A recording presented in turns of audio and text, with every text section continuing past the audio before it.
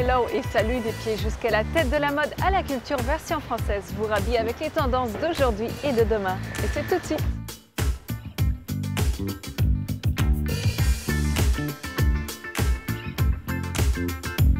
D'une main de maître l'ébéniste Antonis Cardou façonne le bois pour lui donner une vie éternelle dans nos intérieurs. Un chef qui en a sous la toque, c'est Akram Benallal. Il jongle avec les saveurs pour le plus grand bonheur de nos papilles. C'est l'heure de sortir votre chapka fourrée pour braver le froid et découvrir les adresses les plus russes de la capitale d'un repérage. Ambiance céramique magique aux côtés de Sarah Theron. L'artiste et son arche de Noé nous attendent sur la terre ferme. Bon pour la tête, beau pour les yeux, le tout en version 100% française. C'est Point de Vue.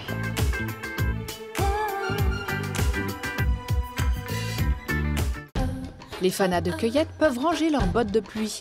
La boîte à champignons a eu la belle idée de mettre les pleurotes en boîte. On trouve à l'intérieur du marc de café transformé en substrat et avec un peu de patience sortiront bientôt de jolis chapeaux annonciateurs d'une belle dégustation. Une initiative écolo-ludique à dévorer. Un autre drôle de champignon qui est sorti de terre, c'est la rotonde à Chambéry. Non, ceci n'est pas une soucoupe volante qui se serait écrasée en pleine ville, mais une installation ferroviaire construite entre 1906 et 1910, permettant l'entretien et la manœuvre des trains. Les plus curieux pourront la visiter et découvrir les locomotives et wagons qu'elle abrite. La photographe Lisa Rose s'est associée au plus dandy des mathématiciens, Cédric Villani, pour donner naissance au sublime ouvrage La Parade colorée. Ce conte poétique et photographique nous emmène à la découverte de l'univers de l'artiste, au travers de portraits de personnalités de la musique et du cinéma, le tout sublimé par la feuille d'or envoûtant. Chez Inbo, leur dada, c'est le bambou. Depuis plusieurs années, les campers du collectif ont installé leur quartier dans les Vosges et c'est une histoire qui dure. Après les lunettes et les planches de skate, ils se sont lancés le challenge de fabriquer un vélo en bambou. Et tout ça semble marcher comme sur des roulettes.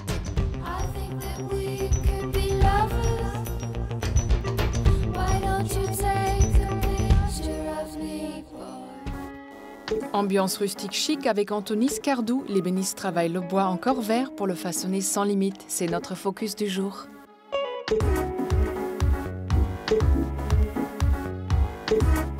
Il est un atelier d'artisans aux portes de Paris qui semble tout droit sorti d'un conte pour enfants. Ici, tout est bois du sol au plafond jusqu'au moindre meuble, au moindre objet. À l'œuvre entre ses murs, Antonis Cardou, ébéniste depuis près de 30 ans. Je cherchais un métier manuel avec mes mains qui était très physique, parce que je suis quelqu'un de très physique. Et le bois, c'est quelque chose, l'arbre, la photosynthèse, l'écologie environnementale, etc. C'est quelque chose qui m'intéressait beaucoup. Antonis est un de ces artisans passionnés, presque engagés, amoureux et défenseurs de la matière qu'il travaille. Je fais toujours attention de ne pas promouvoir le bois en tant qu'une matière ancienne. C'est vrai, je souffre du fait qu'il y en a de moins en moins chez les gens, mais il faut savoir que le bois est une matière moderne. Non seulement moderne, mais futuriste, c'est-à-dire c'est la seule matière première qui est renouvelable indéfiniment jusqu'à le bout de notre terre. Il a des dizaines de meubles à son actif, de l'étagère massif au tabouret raffiné, des commandes pour des architectes ou des particuliers réalisées en une semaine ou plusieurs mois. Alors pour varier un peu les plaisirs, il fait appel à un outil un peu désuet qui réserve de belles surprises, le tour à bois. Je l'introduis quand je peux. Voilà, il s'infiltre un peu dans tout. Des tiroirs sont souvent ont des boutons tournés. Autrefois, c'était un métier à part. Un ébéniste faisait appel à un tourneur pour ses pièces tournées. C'est mon héritage. J'aurais peut-être été un tourneur à une époque. C'est un bon contrainte, mais peut-être je terminerai que autour, un jour. À son arrivée à Paris, Antonis a travaillé pendant près d'1 an avec un simple tour. Il a alors développé son style et une collection d'objets comme des assiettes ou des bols. Mais le travail autour débute comme n'importe quel ouvrage d'ébénisterie, avec un tronc d'arbre. L'arbre a déjà déterminé la taille du bol. Après, il y a d'autres contraintes qui pourraient le rendre plus petit. En général, on ne peut pas agrandir.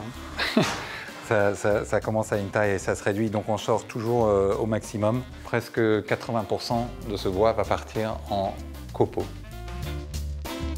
Comme son nom et son petit accent l'indiquent, Antonis est grec et britannique. Il est aussi le petit-fils d'un potier renommé en Angleterre et comme on dit, la pomme n'est pas tombée très loin de l'arbre. Sur son tour, pas d'argile, mais du bois, bien souvent vert. Moi, j'ai tourné l'extérieur. On passe sur un mandrin après, qui va maintenir le fond, qui va me permettre de tourner l'intérieur. Tous les plaisirs du tournage de bois vert est là-dedans, dans ce bout de poirier, avec des couleurs très caractéristiques au cœur. Ne vous fiez pas à la couleur, le bois vert est un bois qui n'a pas encore séché et qui est toujours gorgé de sa sève.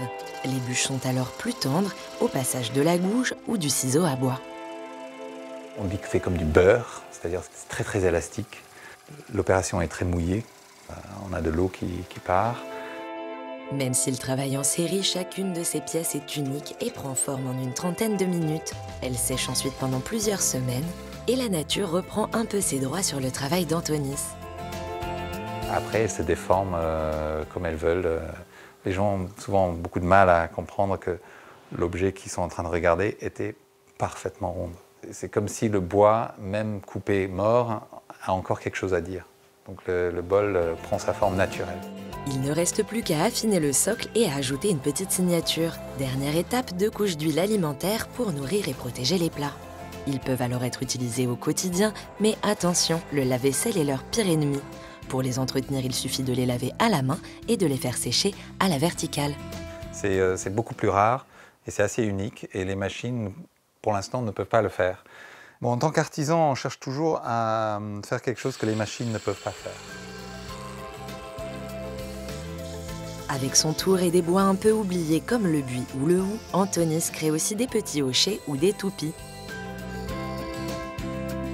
Il flotte alors comme un parfum d'enfance, on vous l'avait bien dit.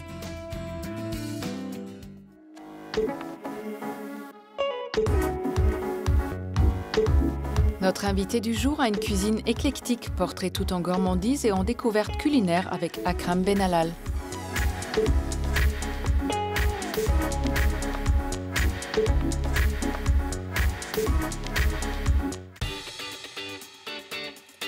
Pour se permettre de rentrer au restaurant à vélo, il vaut mieux en être le chef. À la tête de 14 restaurants dans le monde, Akram Benallal s'installe à la table du Shirvan, un de ces petits derniers. J'ai voulu accompagner les clients à faire un voyage de la route de la soie, c'est-à-dire que toute cette cuisine du bassin méditerranéen qui descend vers l'Iran, l'Azerbaïdjan, enfin voilà, et qui remonte jusqu'en Inde. Parce que ça me semblait essentiel de pouvoir créer un lieu de partage et non pas un restaurant d'étiquette, mais plus un restaurant où on découvre une cuisine de voyage, de sens, de partage. Aujourd'hui, Akram vient goûter les nouveaux plats qui pourraient se retrouver bientôt à la carte. Une graine de moutarde, tu sais, juste au-dessus comme ça. Un peu liquide, comme ça, on le met au dernier moment, comme ça, ce serait parfait. C'est Akram qui dessine la ligne directrice de ces établissements. Ces chefs, eux, se laissent aller à leur créativité pour proposer de nouvelles assiettes. Moi, je suis un peu le leader, qui entreprend, qui prend les directions, qui prend les initiatives. Mais derrière, voilà, eux, ils sont là aussi pour apporter leur valeur ajoutée. C'est-à-dire que chaque personne a son mot à dire, peut exprimer quelque chose, et après on en discute. Après la dégustation, direction l'Akram, le restaurant éponyme du chef. L'établissement étoilé casse les codes de la grande gastronomie. Cuisine ouverte sur la salle et menu surprise. Vous choisissez le nombre de plats et c'est le chef qui choisit le contenu de vos assiettes. Pendant beaucoup de temps, les gens qui m'ont dit non, mais les clients ils préfèrent à la carte et tout ça. Et j'ai jamais changé, je suis resté sur une seule chose. Et au fur et à mesure, j'ai compris qu'en fait, les clients, vous les emmenez là où vous voulez les emmener, à partir du moment qu'au début, ils n'ont peut-être pas confiance en vous, quand j'ai démarré. Donc c'était plutôt des essais, ça fonctionnait, des fois ça ne fonctionnait pas. Et puis petit à petit, maintenant on est arrivé vraiment à construire un joli restaurant, une jolie identité qui s'adapte au client, où le client quand il vient chez nous, il sait que c'est comme ça. Donc on ne lui explique plus. Et ça a toujours été mon rêve. C'est-à-dire que d'aller dans un lieu où au final on sait qui vous êtes, on sait comment ça fonctionne, et du coup le client met les pieds sous la table et voilà. Vous pourriez retrouver dans votre assiette cette raviole vegan champignons noisettes, des riz de veau ou encore du homard. Une cuisine généreuse et créative qui lui vient de son enfance. J'ai la chance d'avoir une mère qui cuisine très très bien. Elle a partagé avec moi justement la maîtrise des saveurs. J'ai baigné dans cet univers d'être toujours entouré de plats cuisinés à la maison. On ne sortait pas beaucoup au restaurant. Du coup, c'est vrai que c'était souvent à la maison. Soit on recevait du monde, soit on allait chez la famille qui cuisinait aussi, et donc voilà. À seulement 37 ans, tout semble sourire à Akram, et pourtant tout n'a pas toujours été si simple. Après son apprentissage, il part travailler en Espagne avant de revenir en France et ouvrir son premier restaurant à Tours. Le chef fait faillite, mais il en fallait plus pour le décourager, bien au contraire. Il n'y a pas d'échec, il n'y a que de la réussite dans l'échec. Il y a ce que j'appelle de l'apprentissage, c'est-à-dire qu'on apprend ou on gagne.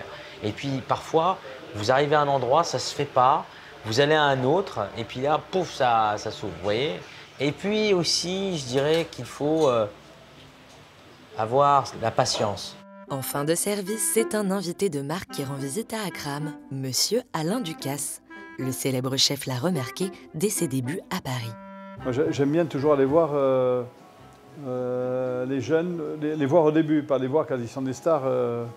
Voilà, et j'aime bien mesurer le potentiel. J'ai dit, ce jeune a du potentiel dans un tout petit restaurant avec une toute petite cuisine. En fait, le talent, ça ne dépend pas de l'espace, ça dépend de ce que l'on incarne, de ce qu'on est capable de diffuser personnellement. Je pense qu'il a un gros potentiel qui débute, donc il ne fait que débuter, donc ça va.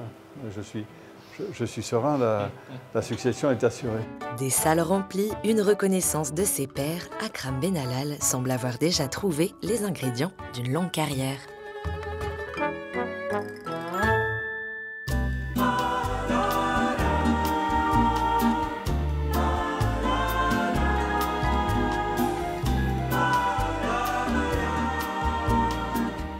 Bonjour Akram. Bonjour. Merci de recevoir chez vous dans votre restaurant l'Akram. Vous vivez selon la maxime de Nelson Mandela, c'est qu'on ne perd jamais. Soit on gagne, soit on apprend. Est-ce que vous apprenez tous les jours?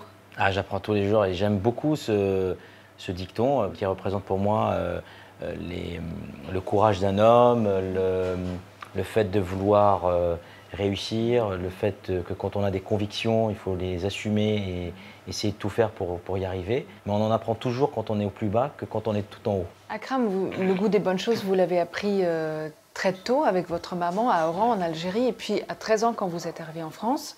Quelles étaient les premières émotions gustatives quand vous êtes arrivé ici? C'était une purée de carottes montée au beurre noisette. Il y avait un goût presque de confiture. D'ailleurs, j'avais fini toute la casserole. J'ai eu le palais chamboulé. Ce n'était pas des goûts que je connaissais. Akram, de toute façon, vous étiez déjà groupie de grands chefs. C'est assez incroyable parce que votre chambre, elle n'était pas tapissée de posters de musiciens, mais de chefs. Ah oui, j'avais... Donc c'était une vraie vocation, ce métier. Ah oui, c'était une vraie vocation et j'ai eu beaucoup, et que j'ai toujours aujourd'hui, cette admiration pour les chefs. Et j'avais vu Monsieur Ducasse prendre l'avion, aller à New York, le voir en train de déguster et j'étais comme ça, en travers la télé, j'ai dit waouh, comme ça. Enfin, ce chef est arrivé à donner de la valeur à son travail. S'il y est arrivé, si on travaille autant, si on a une ambition, si on a des yeux avec des rêves, on peut y arriver. Vous êtes à la tête de quelques 200 personnes aujourd'hui. Oui. Quel est l'essentiel de la philosophie Akram que vous leur transmettez? Je leur donne plus cette vision de leur dire en fait, vous pouvez y aller. Si moi j'ai réussi, enfin si j'ai pu ouvrir des restaurants, vous pouvez le faire. Je les implique dans tout ce que je fais, aussi bien dans les problèmes au quotidien que je peux avoir, dans les solutions que je peux avoir. Aujourd'hui, j'ai acquis une certaine maturité des choses et des affaires et aussi, surtout, c'est que j'ai appris à écouter. Plus on ouvre de restaurants, plus effectivement, on est amené à faire des erreurs, mais on en apprend de ces erreurs-là. Akram, la base de toute bonne cuisine, de toute cuisine réussie, ce sont les produits. Comment garantir cette régularité des bons produits? La régularité, c'est la confiance qu'il y a entre le producteur et le chef. Ça ne passe que par là. Puis, vous savez, les connaissez tous, vos fournisseurs? Oui, je les connais. Pas tous, mais c'est le next step. C'est-à-dire que ce que j'aimerais, c'est que plus tard, une fois par mois, je me prends 3 jours et je vais voir chaque producteur, passer du temps avec lui, manger un bout avec lui. Enfin, moi, j'adore ça. Ici, la crème, c'est comme un laboratoire. Sur quoi vous travaillez en ce moment? Là, on a travaillé par exemple le céleri. En fait, le céleri, voilà, il est juste présenté. Et ensuite, on le trempe dans une mayonnaise noire légèrement fumée. Il y a 3 sauces. Il y a la moutarde, il y a une crème citron et dans une cuillère, il y a le café. Donc on arrive avec le café pour préparer son palais et puis ensuite on déguste le céleri. Vous êtes très jeune, mais si on peut parler d'évolution dans votre cuisine, c'est peut-être aussi ça, c'est d'essayer plein de choses et au fur et à mesure de trouver les goûts justes du moment. Je ne me suis jamais mis un frein dans la création. Il y a un seul et vrai juge, c'est le client. Donc forcément, quand vous faites un plat parfois raté, vous le savez tout de suite. Ça vous arrive? Oui, ça m'est arrivé. Maintenant, c'est vrai qu'on ne rate pas des plats, mais on voudrait aller plus loin dans le plat. C'est-à-dire qu'on va aller chercher des goûts plus prononcés, plus profonds. Parce qu'avec les années, j'ai démarré, j'avais 14 ans, j'ai appris à mieux goûter, à comprendre les choses, à essayer de savoir dans un produit qu'est-ce qu'il y a. Et mon sentiment personnel, c'est de me dire que avec l'âge, je comprends mieux les choses. Merci beaucoup, Akram. Merci.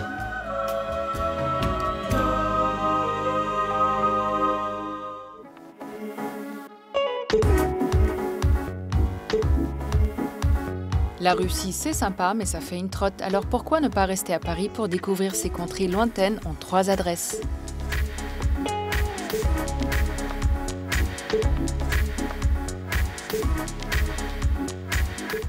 Repérage, c'est votre rubrique dénicheuse de bons plans parisiens. Cette semaine encore, on a marché, couru, rampé, arpenté, cheminé, exploré la capitale à la recherche du plus vaste pays au monde, la Russie.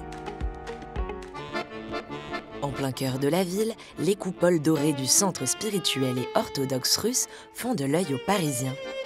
À l'intérieur, un espace est réservé à la culture du pays. Venez découvrir l'exposition consacrée à la Russie du Nord, un territoire bien méconnu, même pour les Russes. Les toiles du peintre Ivan Glazunov vous feront voyager dans ce paysage si lointain. D'autres objets racontent son histoire. Par exemple, un coffre du XVIIe, XVIIIe siècle qui est fait de la peau du phoque. Et il restait imperméable, et donc les marchands s'en servaient pour les longs voyages très longs, par exemple l'hiver ou lorsqu'il pleuvait. Donc ça permettait de sauvegarder la marchandise.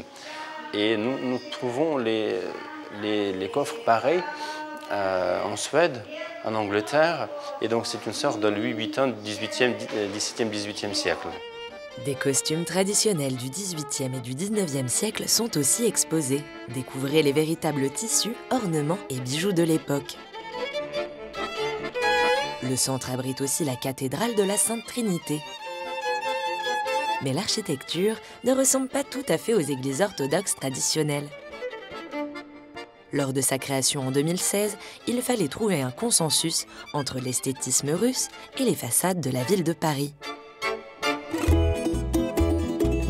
Mais on voulait quand même vous montrer à quoi ressemble une cathédrale russe orthodoxe, et croyez-nous, ça vaut le détour. Dans le 8e arrondissement, la cathédrale Alexandre Nevski arbore un style néo-byzantin moscovite. L'église a été construite au 19e siècle sous le règne de Napoléon III. Sa décoration intérieure est quelque peu chargée, mais typique des églises orthodoxes. Dorures à foison, fresques, toiles, on ne sait plus où regarder. Et pour la petite anecdote, c'est ici que Pablo Picasso s'est marié avec la danseuse russe Olga Koklova en 1918, avec pour témoin Guillaume Apollinaire, rien que ça. Alors ne quittez pas votre chapka, on continue notre balade. Et il est temps de faire une pause gourmande au café Pouchkine. À l'intérieur, on s'attend presque à voir Anastasia débarquer. La décoration, les lustres, les sculptures, un esprit moscovite y règne, mais pas seulement. Le café Pouchkine, ça a été créé par André Delous en Russie. On a tout le décor qui est présent, mais qui a été vraiment entièrement constitué ici, à partir des éléments de décor qui ont été faits en Russie. Donc on a voilà, le côté franco-russe, Monsieur André Delos est franco-russe lui-même, donc on a toujours cette inspiration, voilà, cette volonté de garder l'esprit russe et de l'adapter un peu au côté français. Au menu des réjouissances, on retrouve l'épicerie salée avec ses incontournables saumon, caviar, blinis ou encore pirochki. Côté sucré, on découvre la signature de la chef pâtissier française Nina Métayer, qui n'en oublie pas pour autant les clins d'œil à la Russie. Un des emblèmes de la maison qui a été créé par Nina Métayer, c'est la matrioshka. Donc la matrioshka, c'est la poupée russe par définition. Et l'avantage de cette pâtisserie, c'est que lors de la découpe, à l'intérieur, vous découvrez les matrioshkas. En fait, vous avez non seulement cette forme-ci à l'extérieur, mais vous la retrouvez tout au long des différentes étapes à l'intérieur de la pâtisserie. Ah, il ne manquerait plus qu'un peu de musique et on danserait volontiers la polka dans les rues de Paris.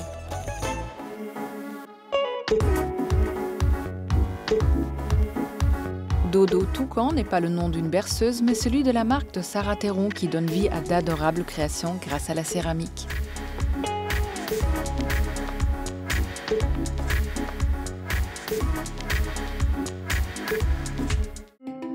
En entrant dans cet atelier, il vaut mieux marcher à pas de fourmi pour ne pas effrayer la faune. Très vite, on s'aperçoit que tigre et renard cohabitent en parfaite harmonie. La dompteuse de ce bestiaire poétique, c'est Sarah. Depuis 2 ans, la jeune femme crée ses petits personnages colorés en céramique. Pourtant, il y a encore quelques années, elle ne connaissait pas la discipline. J'ai toujours été très manuelle, j'aimais faire des choses avec mes mains, mais je n'avais pas pensé à céramiste, on va dire. Et puis après le bac, j'ai fait une école d'art pour faire une formation de designer d'objets, donc c'était quand même dans la création d'objets. Mais finalement, c'était quand même un travail qui impliquait d'être derrière un bureau, à pas fabriquer et être au contact de la matière soi-même. Pendant 5 ans, elle travaille pour une créatrice de papier japonais. Par hasard, on lui propose de suivre un cours amateur de céramique. C'était avec des amis, et puis j'étais venue vraiment sans idée en tête, limite pour le plaisir d'être avec eux plutôt que l'attrait pour la céramique. Le coup de cœur est immédiat, Sarah découvre un matériau aux limites infinies. C'est vrai que quand on dit céramique, on pense beaucoup à la vaisselle.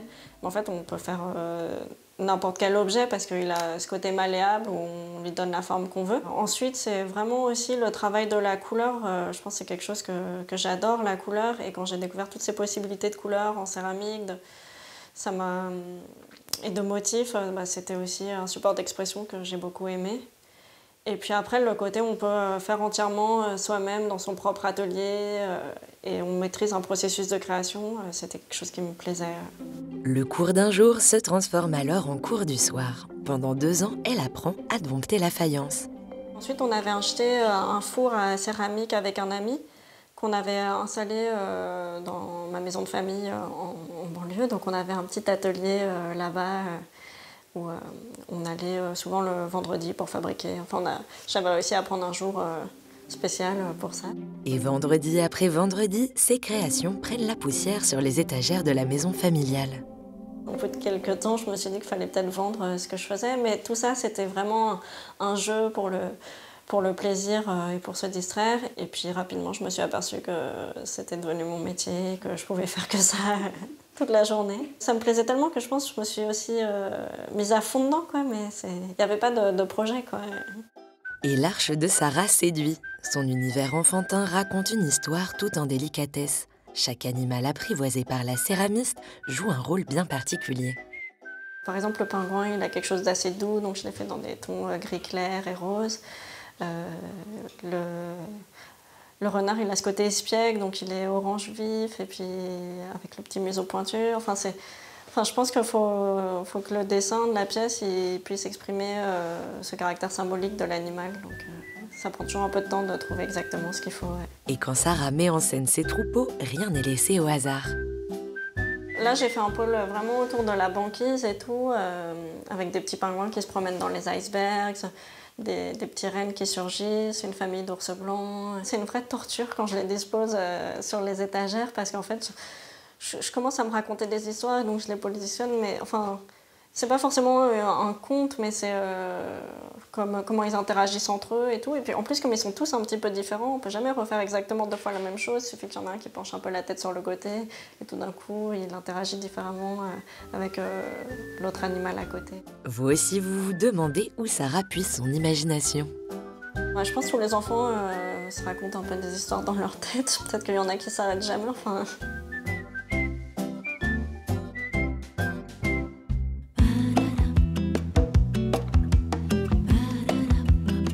La version française est déjà terminée, mais on se retrouve très vite et en attendant, restez chic toujours. Bye!